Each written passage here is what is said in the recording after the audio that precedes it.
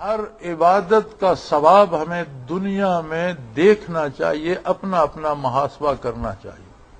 جیسا کہ روزے کے بارے حضور کا ارشاد ہے، من صوم رمضان ایمانا و احتسابا.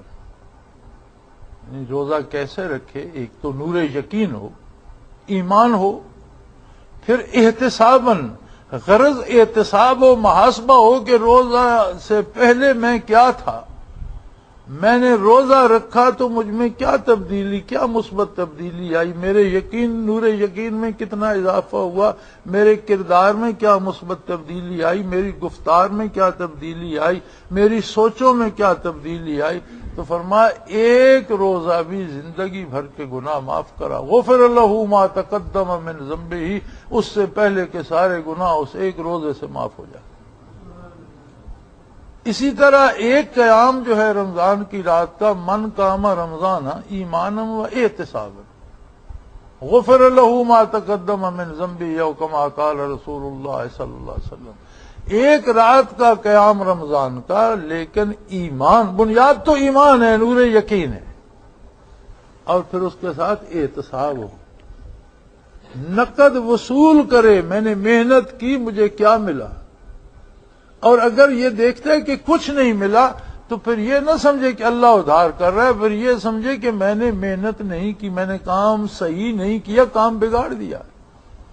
آپ ایک کاریگر کو لگاتے ہیں کہ یہ دیوار بنا دے، مرمت کر دے، تو وہ بجائے اسے مرمت کرنے کے شام کو آپ آتے ہیں تو کچھ اور گرائے بیٹھا ہوتا ہے. وہ جی میں بنا رہا تھا تو غلطی سے تھوڑا ادھر لگ گیا اور یہ ساتھ والی دیوار بھی گر گئی. آپ اسے کتنا انعام دیں گے؟ جو اسے مزدوری ملے گی جب ہم عبادت صحیح نہیں کرتے تو اس کا اجر بھی ہمیں ایسے ہی ملتا ہے. اور پھر ہم خود کو یہ تسلی دے لیتے ہیں کہ یہ تو ادھاری مزدوری ہے، آخرت میں ملے گا. بھئی جب یہاں نقد کچھ نہیں ملا، یہاں جہاں کام کیا کچھ نہیں ملا، تو وہاں جا کر کیا ملے گا؟ وہاں بھی کچھ نہیں ملے گا.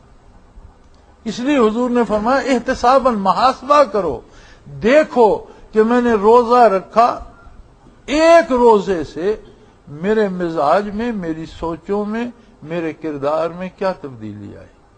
اور 30 روزے یا 29 روزے یا پورا رمضان روزے رکھے، اعتکاف نصیب ہوا، لیلۃ القدر نصیب ہوئی، ذکر اذکار نصیب ہوئے، مراقبات نصیب ہوئے، تلاوت قرآن نصیب ہوئی، اور تسبیحات نصیب ہوئی، تو اس ساری محنت کا حاصل کیا ہے؟ وَلَتُكَبِّرُ اللَّهَ، تم پر اللہ کی عظمت عیاں ہو جائے، تم پر باب رحمت کھل جائے، اور تمہیں اللہ کی توحید پر یقین کامل ہو جائے، اور اس کی عظمت تم پہ حویدہ ہو جائے، اور تمہیں پتہ چل جائے وہ واحد لا شریک ہے، وہی بڑائی اسی کو سزاوار ہے. پھر سر میدان سارے جمع ہو کر، بن سنور کر، خوشبوئیں لگا کر اس بات کے ادا کرنے، اس کا اعلان کرنے کے لیے جمع ہو جاؤ کہ اللہ ہی سب سے بڑا ہے.